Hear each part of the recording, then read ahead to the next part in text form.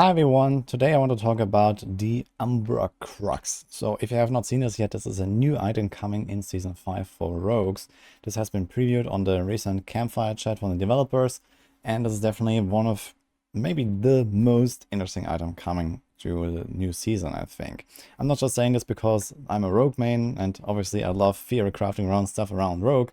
It's just a really cool feature that opens up here for some of the Rogue builds. And I want to talk about what I have been thinking about, what I've been theory crafting about with this item. Because I think this is really going to kind of fundamentally change how we can approach making some of our builds on the Rogue. So why is this item so interesting? Well, what happens is you use a subterfuge skills and you spawn a totem. And you can see this here as a screenshot of this, where you see the explosion also going off, this purple explosion here. It seems rather large as well. And basically you hit that totem with your own abilities, and it's like an enemy targetable totem, and whatever damage you deal to that thing, it will be replicated in this AoE explosion around it. Now, we have not actually tested this yet in action. We don't know if there's any kind of cooldown or if there's any kind of like weird mechanics with it going on, but let's say that it does exactly what it says on the tooltip. 30% of the damage you deal to that thing will spread in AoE. Now this obviously opens up several possibilities. Number one is you can hit this totem with a single target skill, and then that single target damage will be AoE damage afterwards. So that's kind of interesting, for example, for stuff like, for example, Shadow Step, which is a pure single target ability. You can Shadow Step this thing and then hit everything around you. Now, realistically, if you play a Shadow Step build, you're probably going to play this with Victimize, for example, which already produces AoE explosions. So the explosion from Victimize is really like the main carry there. And then this explosion would hit all targets, and the explosion would hit the totem, and then the totem would hit all targets again. So that's kind of like what we expect to happen here. But if there's any kind of single target, like pure single target ability, or any kind of pure single target build for the future, you could potentially use that.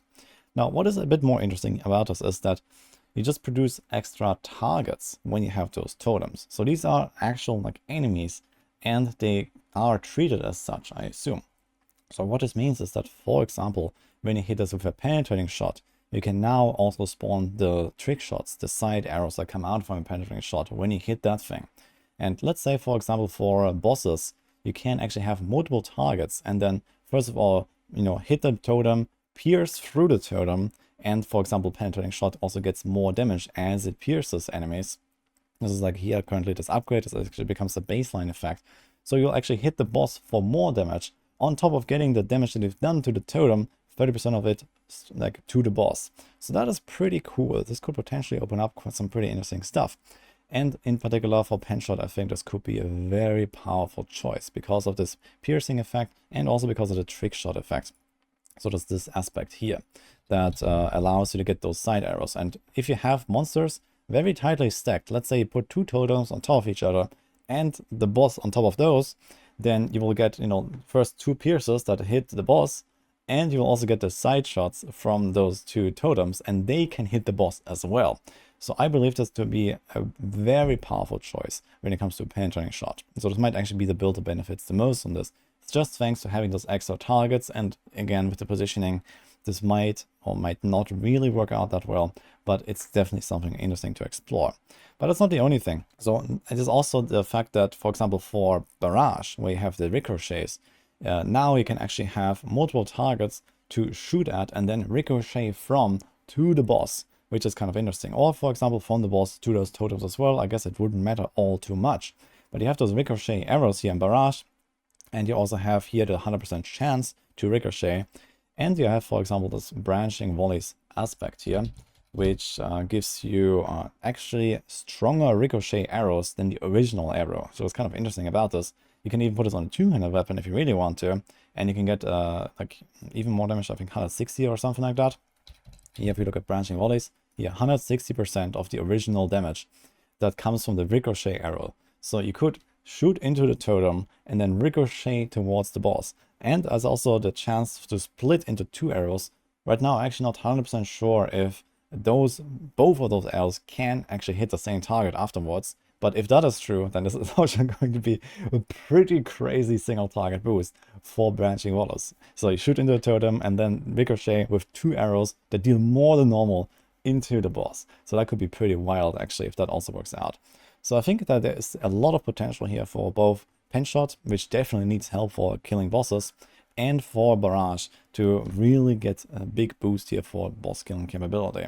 And I guess both these are mostly AoE builds and not really that great on single targets right now, so this is actually perfect for these kind of setups.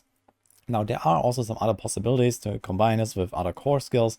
So technically you can just put these totems down and then flurry into the totems and the boss together. So you just hit everything at once.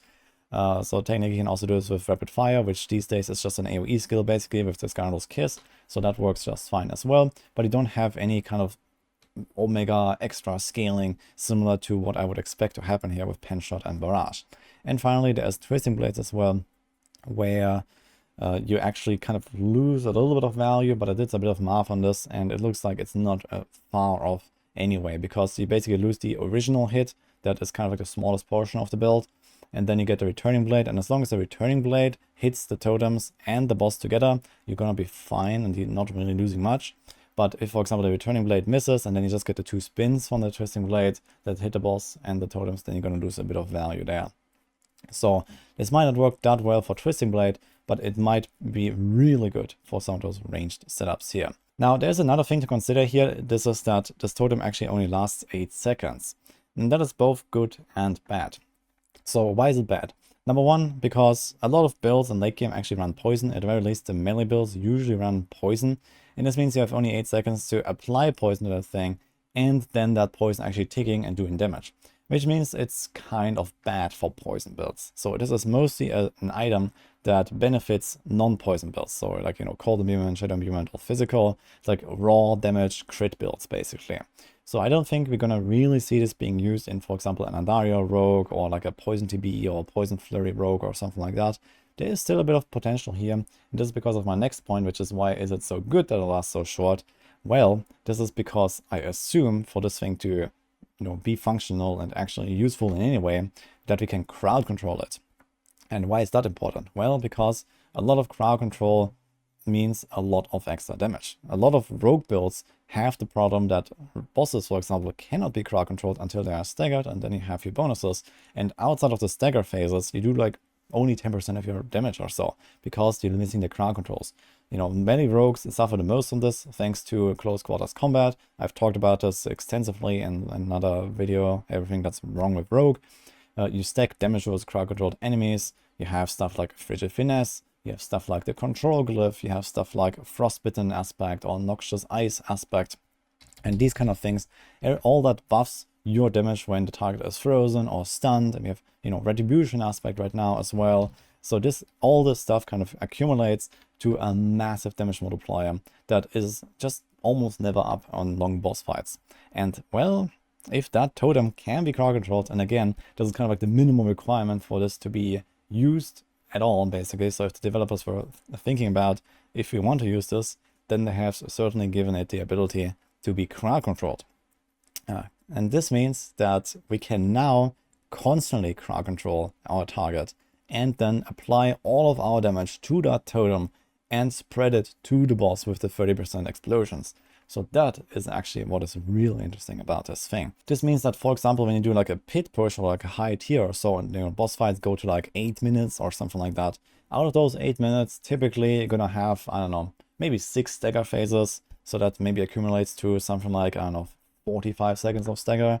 And then you have 7 minutes and 15 seconds where the boss is not staggered, but you can have this totem now and you can constantly CC it, constantly apply all of your damage to it with all of the crowd control effects, with the Frigid Finesse and so on, and then get a lot of damage consistently on the boss. Now, of course, the stagger phases are still going to be like the main burst phases for you, but it's not going to be this like, 10 times the damage during the stagger and then only 10% when they're not staggered. But it's going to be maybe something like, okay, you do like a third of your damage at least while the boss is not staggered, and then you do like, your 100% damage basically while the boss is staggered. So this is kind of how I expect it to go, and this makes it very interesting. And while generally melee builds go for poison setups to take down bosses, for example, like currently we have Poison TB, and as I mentioned, Andariels, and then in the future we would also run something like Poison Flurry, for example, because poison is kind of like the way to play melee if you want to take down bosses. Poison is like the most scalable damage type, basically. It does kind of not synergize with that, and this means that we could think about something like non-poison melee builds that actually can achieve high pit tiers and actually have good boss damage output, thanks to all of these multipliers applying. And then, for example, we run Cold Imbuement, similar to, for example, how we play Cold Imbuement Rapid Fire in Season 4 or Cold Imbuement Barrage. You can have this insane burst damage against crowd control targets and just constantly hit those totems with your Cold Imbued Twisting Blades, Shadow Imbued Twisting Blades or something like that. So this could actually open up some non-poison melee setups as well, which I think is very interesting. Now there are some other few interesting things about this thing, which is, for example, we get innovation ranks. That's kind of cool because I think that Blizzard wants to kind of push a little bit the non-combo point meta. So they have, for example, buffed preparation with some extra damage reduction. So that's really helpful to just kind of like run a non-basic attack setup that doesn't have the might aspect, for example, and they just spam whatever, core skill you want to spam as much as possible. Innovation helps with that. This is the energy restore passive down here. So it gets just more energy procs, basically. So that's kind of cool. And you also have subterfuge cooldown reduction, which is also pretty amazing. So for example, this includes Smoke Grenade. Smoke Grenade was heavily buffed. This is a very good skill now. I expect us to go into many rogue builds in the future because it also now applies to the boss, for example. There's Concealment, which currently is not really meta these days. And they're also like nerfing monster crowd control, for example. So on hardcore, I've been running a bunch of Concealment, mostly to have like a backup button when I get crowd controlled. But this doesn't seem to be really necessary anymore. There's Dark Shroud, which is usually not something you put on your bar, but you get a new unique chest now that actually incentivizes you to use it on your bar. There's a unique chest that gives you 3 seconds immunity when you press Dark Shroud. So this might be something that people will be running. And then there's Poison Trap, which is also getting a buff, and it's a generally really useful utility skill to have, both for just immune skills or poison builds, but also just like that, because, for example, it can easily activate Deadly Ambush Board. So as long as the poison from the Poison Trap is sticking on targets, they are affected by traps for the purpose of this legendary Paragon node here. Or, for example, if you run an exposure build down here, if you want to do any kind of like real trap build, then this is also useful for that purpose and gives you very consistent procs for all these things, even when monsters move around, or when you can't use Kaltos for this, for example, or something like that too well, because you just have to move on, or there's a lot of movement going on. But Poison Trap ticks and it just does the job really well. But speaking of affected by traps, there's also this line here at the bottom that says this damage counts as a trap skill. And the way that I understand this is that, yeah, technically you can scale this like a trap skill. So there is, for example, a few tempers that give you something like trap damage or so, something like that. If you look at this here, like trap damage here, for example, which is an okay value. Realistically, though, there is not really any rogue build that would temper this over something like damage to crowd controlled, or, if it's a precision build, you would do crit damage. So that nothing really changes about this. You have those main stats that you need to stack as much as possible, and you wouldn't really go for this because the difference is not really all that much anyway. For example, with this, crit damage goes to 170, trap damage goes to 190, and crowd control is 130. You would never take the trap over crowd control if you're playing a close quarters build, for example. But there are 2 key passes for the rogue that actually do not have scaling with certain stats. So you have vulnerable, crit, and crowd control, and then you have nothing for momentum, and you have nothing for exposure. So if you play some of those key passives, then technically you could think about that, but I don't think this will really be enough because it only scales your trap damage, and regularly traps like Poison Trap, Death Trap, and so on, they don't really have enough damage output to be like a real carry setup. So you always have to use a core skill, really. However, there is a bit of hope for this. There's also a new aspect for Caltrops to potentially become a DPS skill. I'm not sure how good that will be, but I think what is more interesting about this line with the damage counts as trap skill is that this might also mean that enemies are affected by traps as long as they take damage from this totem. And that could be pretty interesting as well, because now you suddenly open up the possibility to, for example, not run Poison Trap and put it in every single elite pack, and not run the caltrops and then throw caltrops in every single elite pack, but actually just get all of your damage multipliers while you're progressing throughout the pit, for example. And you can still benefit from, for example, Deadly Ambush. You can benefit from the Ambush Glyph as well. So we have, again, Deadly Ambush Paragon node, does a lot of damage. You have the Ambush Glyph here, it's kind of the same story. Enemies are affected by trap skills, take more damage from you. And, well, similar again with Exposure. So I know that when you use, for example, Death Trap, which is an instant hit kind of skill, basically, right? You put down a Death Trap and then it goes off and there's like a little animation, but it's mostly just instant damage. But it still counts as enemies are affected by traps for like around a second or so afterwards. So you actually have like a 1 to 2 second window when you put it down a Death Trap to then, for example, trigger Exposure, because enemies are affected by traps, despite this actually not being a continuous effect, like caltrops that lie on the ground, or the poison trap that just ticks on the enemy. So that is kind of interesting about this, and this also leads me to believe that this might work similar for those totems, where when you get an explosion, there might be like a 1 second window, for example, as the explosion goes off, that the enemies count as trapped, and then you can trigger all of these effects at once. And since most builds just attack really fast, even when you don't have any traps, any poison trap also going, you might be able to just constantly hit those totems, and enemies are affected by traps. So this is what I'm saying here. And this is really nice, because usually you don't have this effect in builds that run, for example, Deadly Ambush. Usually this is only something for the boss, or maybe occasionally on some elite packs, but most of the time you go through a pit, for example, and you don't press your caltrops at all, and you never have those effects until you reach the boss. So it, number one, can improve your boss damage significantly thanks to this CC and thanks to the, all the damage multipliers applied to the totem, but it also buffs you by just increasing your overall damage output thanks to enabling all of those multipliers. So at least this is the expectation right now. We'll see how this will exactly play out when the time comes. So on Tuesday, this is going to be one of the first things that I'm going for. I will try to get this item as soon as possible and then see what we got. But right now, this is kind of how I expect this to fit into the overall rogue world, basically. So a very interesting item, and it also has, a decent amount of stats. Obviously, you can't temper it, but looking at how much damage you can do to those totems and how much damage you lose on not having a legendary, it actually seems like it kind of evens out with like the typical legendary aspect on a typical weapon, and some typical tempers also. So it looks like if you at least have those two totems going at the same time, then you will deal roughly similar damage under normal circumstances. And then all of these extra bonuses that I've explained earlier with, for example, the pen shot hitting multiple targets and branching volleys from barrage, and the fact that you can probably crowd control these and get all of your damage multipliers, these are all bonuses going from that baseline of having roughly equal damage. So I expect this to be actually a top tier item that goes into many rogue builds, in particular for bossing builds and for pit builds and these kind of things. Now it just comes to the last question: how are you actually going to use this? Like, how are you going to trigger those shade totems?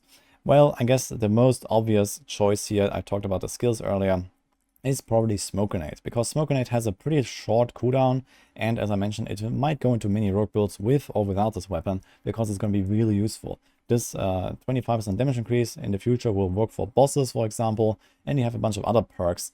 And you can also reduce the cooldown from Smoke Grenade with a counting Smoke Grenade upgrade. So in the future, this will give it like flat -5 seconds on the cooldown when you throw it. And you can now also reduce the Smoke Grenade cooldown with extra skill ranks, which wasn't possible before. So that is really nice. And you can definitely get to the point where you have like a 3 or 4 second Smoke Grenade cooldown by just throwing it at elites or throwing it at bosses with the new upgrades that this skill is going to receive. And since those totems actually last 8 seconds, you will pretty easily keep up 2 of them at the same time, and you will at least have 1 of them whenever you engage a new elite pack. You just walk in, throw your Smoke Grenade, which is like a really nice opener in the first place, and then you have the totem, you have the enemies affected by traps, you get the extra damage from hitting the thing. So I think this is going to be really good for a lot of builds. In any case, this is really the most exciting thing for me for this PTR, so this is something that I'll be experimenting with a lot. And of course, I want to try out all the other classes. I want to see what's new there, what we can do on some of those.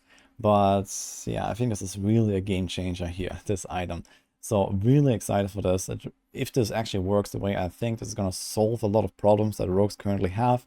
And it's just going to be really fun to play with and a really cool chase item. So kudos to the devs for making this. I'm very excited. Let's see what comes out of this. I'm going to keep you guys updated once I actually get my hands on this and try it out. And we'll see how crazy it will actually be.